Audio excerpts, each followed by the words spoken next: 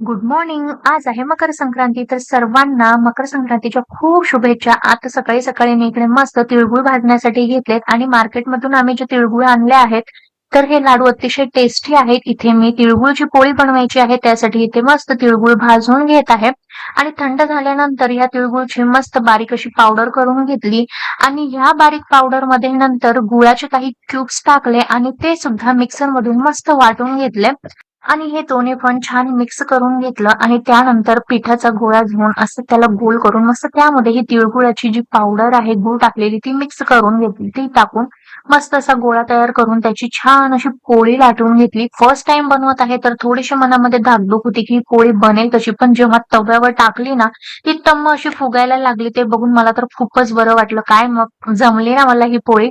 कसा वाटला हा आजचा छोटासा मकर संक्रांतीचा मिनी व्लॉग मला कमेंट करून नक्कीच सांगा. Bye bye.